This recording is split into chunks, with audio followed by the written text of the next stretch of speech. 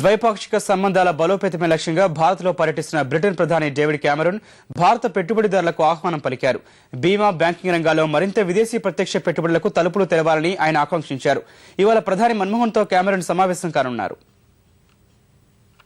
3 రోజుల భారత పర్యటనలో భాగంగా తొలి రోజు ముంబైలోని వివిధ సమావేశాల్లో పాల్గొన్న బ్రిటన్ ప్రధాని డేవిడ్ క్యామరూన్ తమ దేశంలో పెట్టుబడులు పెట్టేందుకు రావాలని భారత వ్యాపారవేత్తల్ని కోరారు. సుమారు 100 మంది బ్రిటన్ వ్యాపారవేత్తల్ని వెంటబెట్టుకుని వచ్చిన క్యామరూన్ గత 20 ఏళ్లలో ముంబైని సందర్శించిన తొలి బ్రిటన్ ప్రధానిగా నిలిచారు. స్వేచ్ఛా వాణిజ్యానికి ఇరు దేశాల్లో ఆకాశమే హద్దన్న ఆయన ప్రపంచంలో ఏ మూలైనా పెట్టుబడులకు ప్రోత్సాహం అందిస్తామని భరోసా ఇచ్చారు. ఇప్పటికీ భారత ఆర్థిక వ్యవస్థలో ఎన్నో నియమ నిబంధనలు ఉన్నాయన్న క్యామరూన్ వాటిని అధిగమించడంపై దృష్టి సారిస్తారని ఆయన ఆశాభావం వ్యక్తం చేశారు. ప్రధానంగా విదేశీ ప్రత్యక్ష పెట్టుబడుల్ని మరింత ప్రోత్సహించాలని ఆయన ఆకాంక్షించారు.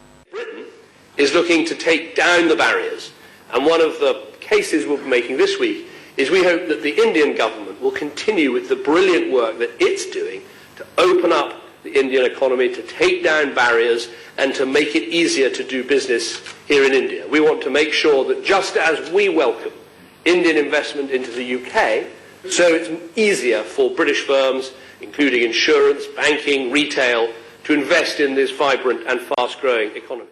ప్రపంచ వ్యాపార కేంద్రంగా ఎదగాలన్న భారత వాణిజ్య రాజధాని ముంబై కల నెరవేరేందుకు బ్రిటన్తో బంధమే సరైన మార్గమని క్యామరూన్ చెప్పారు.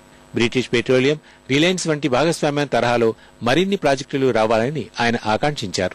I want to help bring about more partnerships between British and Indian companies like the one here between BP and Reliance. We believe that Mumbai needs a partner to match its incredible ambition. So invest in Britain, build your future with Britain. Thank you and Jai Hind.